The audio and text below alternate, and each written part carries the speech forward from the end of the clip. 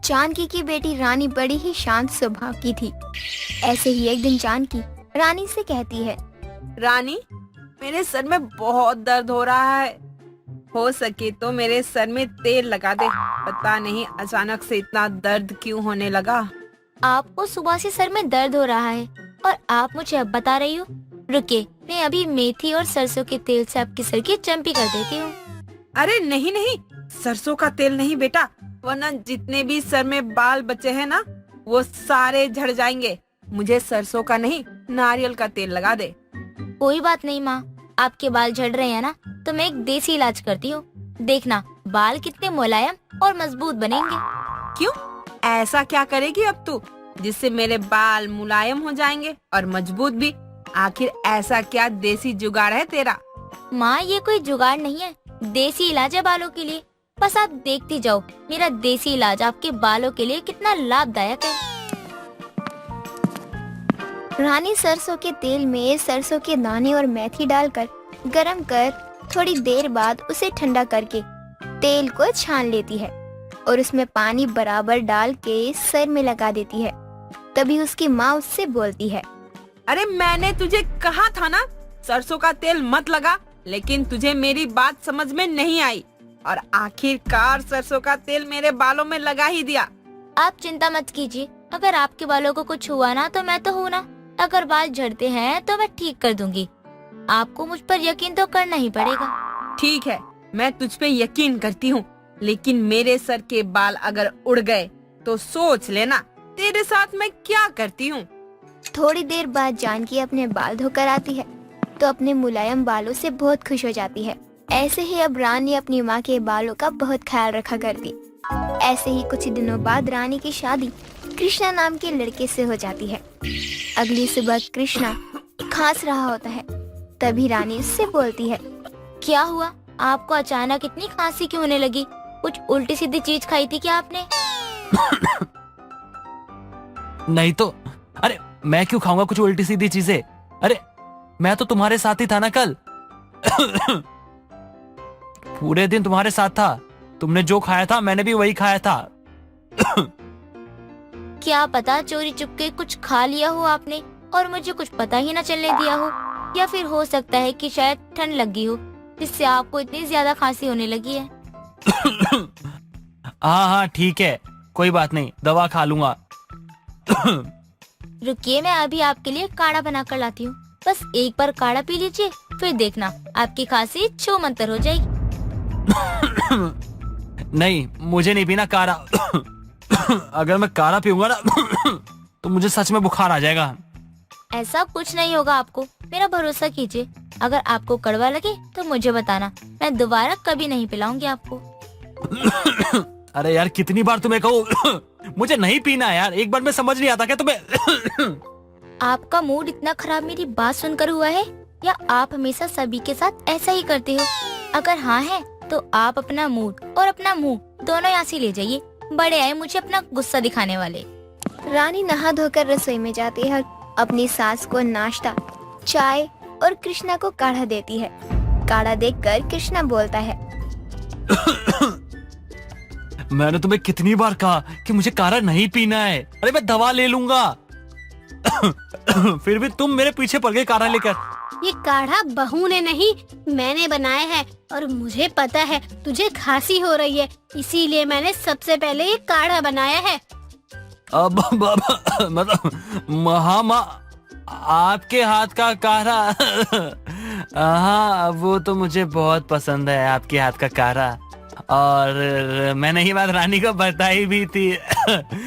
तो मुझे लगा रानी ने बनाया इसलिए मैं मना कर रहा था। अच्छा, मतलब बहू को भी देसी इलाज आता है। अब तो मेरी और बहू की जोड़ी बहुत अच्छी जमेगी। अब तो चुपचाप काढ़ा पी ले। एक मिनट रुकिए, मैं काढ़े में कुछ मिला देती हूँ तो आपको पीने में कड़वा नहीं लगेगा काढ़ा। मतलब ये तुमने बनाया, माँ ने नहीं? अरे यार कितनी कड़वी थी। माँ आपने मुझसे झूठ कहा। अगर मैंने आपके लिए काढ़ा बनाया होता ना तो तभी उसी वक्त मैं काढ़े में मधु डाल देती। तुम्हें कैसे पता इस काढ़े में किस चीज की कमी थी? कैसे पता नहीं चलता, आपने अपना मुंह बनाया था ना। मुझे आपका मुंह देखकर ही समझ आ गया था कि काढ़ा कड़वा है। क्या बात है बहू, तुझे तो काढ़ा का इलाज भी पता है। अब ऐसा कर, मेरे घुटनों का दर्द बढ़ गया है, अगर तेरे पास कोई देसी इलाज हो तो बता बहू। अभी आती हूँ माँ जी अपना देसी इलाज लेकर। ऐसा इलाज करूँगी ना, जल्द से जल्द फटाफट आपके घुटनों का दर्द छू मंतर हो जाएगा। रानी किचन में जाकर जीरा, काली मिर्च, मेथी पीस कर उसका पाउडर गुड़ में पानी मिलाकर लाती है और अपनी सास को पीने को देती है। तभी सुनीता वो पानी पीकर बोलती है, ये क्या बनाकर लाई है बहू? इसे खाकर तो लग भी नहीं रहा कि ये दवा है। आखिर तुझे ये सब किसने सिखाया? माँ जी, ये सारे देसी इलाज मेरी नानी के हैं। मैं बचपन में अपनी नानी के घर ही रहती थी और मैंने हमेशा उनको ऐसा घरेलू देसी इलाज करते देखा है, इसीलिए मुझे इतना कुछ मालूम है।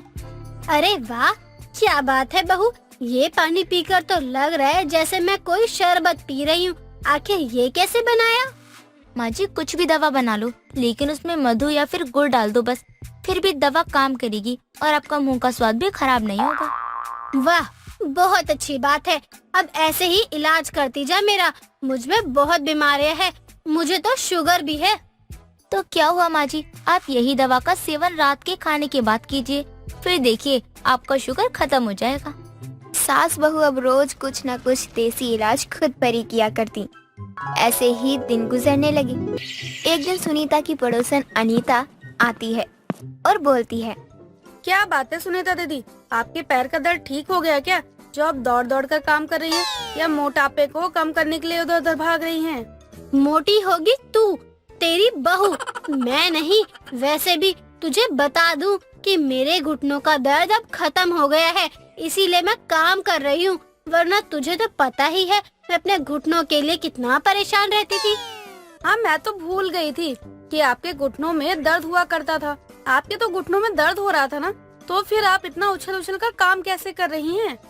हाँ, मेरे घुटनों के दर्द का इलाज मेरी बहू ने किया है। अगर तुझे भी कोई परेशानी है तो बता दे, मेरी बहू तेरी परेशानियों का देसी इलाज कर देगी। अगर तुझे अपना इलाज करवाना हो तो करवा ले। नहीं नहीं दीदी, इतनी भी कोई बड़ी बात नहीं है कि मैं देसी इलाज का सहारा लूं। पता नहीं कल को कोई नुकसान हो जाता तो मैं तो बर्बाद ही हो जाऊंगी। अनीता और सुनीता बात कर ही रही होती है, तभी वहाँ रानी सुनीता के लिए दवाई वाली पानी और बालों में लगाने के लिए तेल लेकर आती है, जिसे देखकर अनीता बोलती है, ये क्या लेकर आई हो बहू? बड़ा अजीब सा दिख रहा है। चाची जी, माँ जी की दवाई है, जिसे पीकर उनके घुटनों का दर्द अब पहले से बहुत कम हो गया है और अब तो माँ जी को बहुत आराम भी है पहले से। सही में मुझे नहीं लगता। मैंने सुना है कि घुटनों का दर्द जब भी होता है तब उसका इलाज नहीं होता और दर्द और बढ़ता जाता है। अगर आपको मुझ पर भरोसा नहीं है तो मत करो, लेकिन किसी बीमारी का इलाज नहीं है ये तो मत कहो। अरे बहू छोड़ ना, अब ला दवा ला और तेल लगा दे मेरे सर में। बहुत दिन हो गए सर की मालिश किए हुए। अब चाची जी, सर के तेल के बारे में कुछ मत कह देना, क्योंकि इसी तेल को लगाकर माँ जी के बाल पहले से बेहतर और काले हो गए हैं। अरे नहीं नहीं, मैं कहाँ कुछ बोल रही हूँ। वैसे भी मेरे पास तेल है अपने बालों के लिए, मैंने डॉक्टर को दिखा कर लिया है, इसीलिए मैं कुछ भी अनाप शनाप नहीं लगा सकती। इतना बोलकर अनीता वहाँ से चली जाती है। कुछ दिनों बाद अनीता के बाल और भी झड़ने शुरू हो जाते हैं, जिसे देखकर वो बहुत परेशान हो जाती है। तो वहीं सुनीता अपने मजबूत और मुलायम बालों का देसी इलाज करवाती है, जिसे देखकर अनीता बोलती है, देख ना बहू, मेरे बाल तो और भी ज्यादा झड़ने लगे पहले से। डॉक्टर को बोल बोल कर मेरी उम्र हो गई है, लेकिन ये बाल झड़ना नहीं बंद हो रहे। अब तुझे कोई परेशानी तो नहीं होगी ना मेरी बहू के देसी इलाज से? अब अनीता भी सुनीता की बहू का देसी इलाज को अपनाती है और कुछ ही दिनों में उसके भी बाल मजबूत और मुलायम हो जाते हैं। उर्वशी थोड़ा मुंह फट किस्म की लड़की थी और शादी के बाद भी उसके स्वभाव में कोई परिवर्तन नहीं आया था। वो कुछ भी बोलने से पहले एक बार भी नहीं सोचती थी। एक दिन सुबह के समय उसके साथ माला अपने सर पर कपड़ा बांधे उसके पास रसोई में आती है। तभी उर्वशी उसे बोलती है, अरे माँ जी, आप रसोई में क्यों आ गई? मैं तो खुद आपसे मिलने आपके कमरे में आ रही थी। बहू, अगर मैं तेरे आने का इंतजार करती तो मुझे शाम तक इंतजार करना पड़ता और मुझे बहुत जोर से भूख लगी थी, मुझसे रहा नहीं जा रहा था। माँ जी, मैं तो आपसे ये पूछने आई थी कि खाने में क्या बनाऊं। मैं तो आलू के पराठे बनाने जा रही हूँ, दही के साथ आप खा लीजिएगा। बहू हमेशा पूरी पराठे के पीछे पड़ी रहती है, कभी इस बुढ़िया का भी ख्याल कर लिया कर। इस उम्र में मुझसे इतना तला भुजा खाना नहीं खाया जाएगा। माँ जी, आप तो हमेशा यही बोलती हैं, उसके बाद सबसे ज्यादा आप ही खाती हो। अगर ऐसी बात है तो आज मुझे तेरे आलू के पराठे नहीं खाने हैं। इन्हें तो अपने पास सिर्फ और मेरे लिए थोड़ा हल्के में मूंग दाल की खिचड़ी बना दे। माँ जी, अगर आपको मूंग दाल की खिचड़ी खानी थी तो आपको पहले बताना चाहिए था ना, क्योंकि जितनी भी मूंग दाल थी उसकी खिचड़ी बना के मैंने पहले ही खा ली है। आज मेरा कुछ हल्का खाने का मन था, इसलिए। बहू 100 बेशरम मरे होंगे तब कहीं जाकर तू एक पैदा हुई होगी। यहाँ पर तेरी सास, तेरा पति सब भूखे बैठे हैं और एक तू है कि पहले ही अपनी पेट पूजा करके बैठी हुई है। माँ जी, इसमें बेशरम वाली क्या बात है? मुझे भूख लगी थी तो मैंने खा लिया। आपसे पूछा तो था, लेकिन आपने तो मना कर दिया कि मैं अभी नहीं खाऊंगी, तो मैंने आपके लिए बनाया ही नहीं। तो ठीक है, मेरे लिए जल्दी से मूंग दाल की खिचड़ी बनाकर कहीं से भी लेके आ। मुझे नहीं पता, दुकान जा और दाल लेकर आ। माँ जी, बाहर इतनी तेज धूप हो रही है, मैं कभी अपने मायके में दुकान पे सामान लेने नहीं गई हूँ, इसलिए मैं नहीं जाऊंगी। अगर आपको खाना है तो आप खुद दाल लेकर आइए। तुझे दिखाई नहीं दे रहा कि मेरे सर पर कपड़ा बंधा हुआ है? इसका मतलब मेरे सर में कितना दर्द हो रहा है। मैं इतनी तेज धूप में बाहर दाल लेने नहीं जाऊंगी। तू रख अपनी खिचड़ी अपने पास। मर गई मेरी भूख, नहीं चाहिए मुझे कोई खाना। माला इतना कहकर दोबारा अपना सर पकड़कर रसोई में से जाने लगती है। तभी उसका बेटा आशीष तैयार होकर ऑफिस जाने के लिए नीचे आ रहा होता है। वो अपनी माँ को सर पर कपड़ा बांधे हुए देखकर उन्हें बीच रास्ते में रोककर कहता है, क्या हुआ माँ, आपके सर में दर्द हो रहा है क्या? बेटा, सर पर इतना मोटा कपड़ा बांधे हुए देखकर भी तू मुझसे ये सवाल पूछ रहा है कि क्यों बांधा हुआ है? अरे मेरे सर में दर्द हो रहा है इसलिए बांधा हुआ है, मुझे कोई शौक थोड़ी है। अच्छा ठीक है माँ, मैं समझ गया कि आपके सर में दर्द हो रहा है, लेकिन आप इतने गुस्से में क्यों हो? आपको भूख लगी है क्या? क्योंकि जब भी आपको भूख लगती है ना, आप इतना ही गुस्सा करती हो।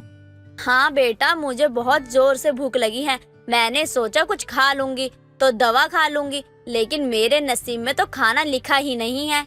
माँ, आप ऐसे क्यों बोल रही हो? उर्वशी को बोल दो, वो बना देगी।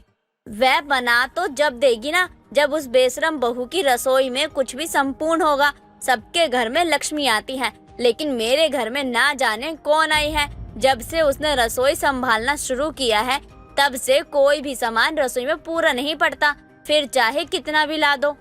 मैं कुछ समझा नहीं माँ, आप कहना क्या चाहती हो? अरे बेटा, तू तो सवाल पूछ पूछ कर मेरे सर में और दर्द कर रहा है। मेरा कहने का मतलब है, मैं गई थी बहू के पास ये कहने के लिए कि मेरे लिए खिचड़ी बना दे, लेकिन उसने बेशरमों की तरह साफ मना कर दिया और बोली कि मूंग दाल खत्म है, जाओ लेकर आओ तभी बनाऊंगी। अच्छा ठीक है माँ, आप शांत हो जाइए, मैं जाकर दाल लेकर आता हूँ, फिर बनवाकर आपके कमरे में लेकर आता हूँ। आप कुछ देर आराम कीजिए। घर में कलेश ना हो इसके चलते आशीष अपनी पत्नी से कोई सवाल जवाब नहीं करता और अपनी माँ को कमरे में भेजकर दुकान पर जाता है और दाल लेकर आता है और उर्वशी को बनाने के लिए दे देता है। दिन बीतते हैं, तभी एक दिन माला की पड़ोसन कमला उसकी घर आती है और देखती है कि वो खाना खा रही होती है। माला की प्लेट में अपनी मनपसंद सब्जी और रोटी देखकर उसका मन ललचाता है। अब खड़ी खड़ी क्या मेरे खाने पर नजर ही मारती रहेगी या आकर मेरे साथ बैठकर खाएगी भी? माला, अब तू मुझे ऐसे बोलेगी? भला मैं तेरी सहेली होकर तेरे खाने पर नजर क्यों मारूंगी? बस तेरी थाली में भिंडी की सब्जी देखकर मेरे मुंह में पानी आ गया। वो क्या है ना कि मेरी बहू को भिंडी बिल्कुल भी पसंद नहीं है और आजकल रसोई उसी के हाथ में है, तो भिंडी खाना तो दूर की बात, देखने को भी नहीं मिलती है। चिंता मत कर, मेरे घर में ऐसी कोई परेशानी नहीं है। मेरे घर में सभी को भिंडी पसंद है। यहाँ तुझे देखने को भी मिलेगी और खाने को भी। सच कह रही है तू माला? कहीं तू मजाक तो नहीं कर रही? मेरी सोच इतनी भी छोटी नहीं है कि मैं खाने पीने की चीजों को लेकर भी मजाक करूं या सोचूं कि एक इंसान मेरे घर में एक्स्ट्रा खा लेगा तो मेरे घर में खाना कम थोड़ी पड़ जाएगा। वो तो मैं जानती हूँ कि तू दिल की छोटी नहीं है। चल अब जल्दी से खाना मंगवा भी ले अपनी बहू से कहकर। माला की बहू उर्वशी को आवाज देकर बुलाती है। बहू देख, तेरी कमला आंटी आई है, जरा उनके लिए थाली में खाना लेके आ जा। माँ जी, कहाँ से खाना लगा कर लाऊं? अब रसोई में एक भी रोटी नहीं है। कमला आंटी को बोले जाकर अपने घर खाए और यहाँ पे खाना खाने की जरूरत नहीं है, और उन्हें पहले से बता कर आना चाहिए था ना। बहू, ये क्या तमीज है बाहर के लोगों से बात करने की? तू तो सच में ही बहुत बेशरम हो गई है। रसोई में तेरा राज हो गया है, इसका मतलब ये नहीं कि तू कुछ भी कर सकती है। अगर रसोई में रोटी खत्म हो गई है तो तू जाकर दोबारा बना ले। बेशर्मों की तरह मना क्यों कर रही है? क्योंकि माँ जी मैं भी इंसान हूँ। मैं पूरी रसोई का काम करके सफाई कर कर बैठी हुई थी। अब आप बोल रही हैं कि मैं फिर से जाके रोटी बनाऊं? मुझसे नहीं होगा। अगर आपको इतना ही शौक लग रहा है तो आप खुद जाकर बना लीजिए। बहू, इसका मतलब तू रसोई में जाकर रोटी नहीं बनाएगी? माँ जी और कौन सी भाषा में मना करूँ? मैं नहीं बनाऊंगी। रहने दे माला, मेरी वजह से तू अपनी बहू से बहस मत कर। जब इतने दिन खाना नहीं खाया तो आज एक दिन नहीं खाऊंगी तो कोई बड़ी बात नहीं हो जाएगी। वैसे भी मेरी भिंडी खाने की आदत छूट गई है। चलो अपने घर चलती हूँ मैं। कमला इतना कहकर अपने घर चली जाती है, लेकिन माला को ये चीज अच्छी नहीं लगती, क्योंकि आज से पहले जब तक रसोई उसके हाथ में थी कोई भी उसके घर से भूखा नहीं गया था। कमला को घर से बाहर निकलते ही आशीष उसे मिल जाता है और उससे बोलता है, अरे आंटी जी, आप वो भी इतनी रात को खाना खाकर घूमने आई हो या फिर खाना खाने आई हो? बेटा, आई तो खाना खाने ही थी, लेकिन खाना पीना तो नहीं मिला और बेइज्जती जरूर हो गई है। आज के बाद कभी तेरे घर खाना खाने नहीं आऊंगी। क्यों आंटी जी, ऐसा क्या हो गया? कोई बात है क्या? कुछ नहीं बेटा, जाने दे। कमला इतना कहकर अपने घर चली जाती है। आशीष घर के अंदर आता है और अपनी माँ को सारी बातें बताता है, जिसे सुनते ही माला आग बबूला होकर बोलती है, जिस रसोई में मेरी बहू जैसी बेशरम बहू का राज होगा, उस घर से कभी कोई भरपेट कैसे जा सकता है? इसने साफ साफ खाना देने से मना कर दिया तो बेचारी जाती नहीं तो और क्या करती। लेकिन अब बहुत हो गया, आज के बाद मैं इसे रसोई में जाने ही नहीं दूंगी। भगवान ने मुझे 2 हाथ दे रखे हैं, मैं खुद बना लूंगी। उस दिन के बाद से माला उर्वशी को रसोई में जाने की इजाजत नहीं देती है, बल्कि खुद ही सारी रसोई संभालने लगती है, और इस तरह से उसकी बेशर्म बहू की रसोई हमेशा के लिए छूट जाती है।